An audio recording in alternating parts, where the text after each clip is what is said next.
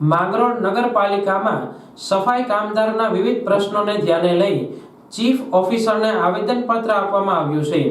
સમસ્ત વાલ્મીકી સમાજ ગુજરાતના આગેવાનો સાથે બહોળી સંખ્યામાં સફાઈ કામદારો માંગરોળ નગરપાલિકાએ ચીફ ઓફિસરને ઉગ્ર રજૂઆત કરી હતી, જેમાં સફાઈ કામદારોની સેટઅપની ખાલી જગ્યા તાત્કાલિક ભરવી, કોન્ટ્રાક્ટ પ્રથા નાબૂદ કરવી, સફાઈ કામદારોને પૂરતું વેતન આપવું અને પગાર દર મહિને રેગ્યુલર ચૂકવવા જેવી વિવિધ માંગોને લઈ ગુજરાત સમસ્ત વાલ્મીકી સમાજના આગેવાનો દ્વારા લેખિત મૌખિક રજૂઆત કરાઈ હતી।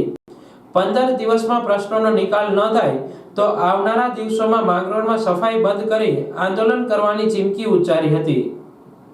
જે માંગરોળ નગરપાલિકામાં આજે અમારા સફાઈ કામદારના પ્રાણ પ્રશ્ન હોય તો તેની માટે સમસ્ત વાલ્મીકી ગુજરાતની મુખ્ય સમિતિ એટલે કે મારું નામ જીતુ બારિયા, હું પ્રદેશ પ્રમુખ છું હાલમાં સફાઈ કામદારના, અને અમારી મુખ્ય સમિતિ દરેક અત્યારે પ્રતિનિધિઓ આવ્યા છે કે જે માંગરોળ નગરપાલિકાના જે વાલ્મીકી સમાજના સફાઈ કામદારો હોય તેનું શોષણ થતું હોય।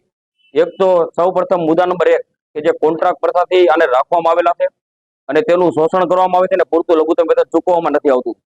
મુદ્દા નંબર 2 કે અહીંયા વર્ષોથી સેટઅપની ખાલી જગ્યા હોય તે સેટઅપમાં કર્મચારીનો સમાવેશ થઈ શકે તેવી જગ્યા છે, તો 100 જેવી જગ્યા ખાલી હોય તો તાત્કાલિક ચીફ ઓફિસર સાહેબે આ જગ્યા ભરવા માટે દરખાસ્ત કરવી જોઈએ આરસીએમને।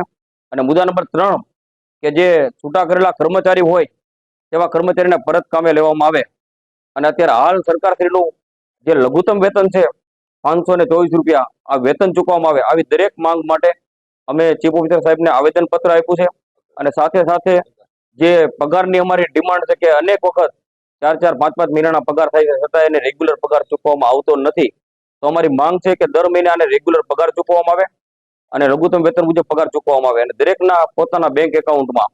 તો જો આ માંગ નહીં સ્વીકારાય 1 તારીખથી 1/4/2024 સુધીમાં તો અમારે ગાંધી ચિંધ્યા માર્ગે જવાની ફરજ પડશે તેવું અમે અલ્ટિમેટમમાં પણ લખેલું છે। તો આ બાબતે દરેક કર્મચારીઓ એક થઈને આ લડત અમે લડી રહ્યા છીએ।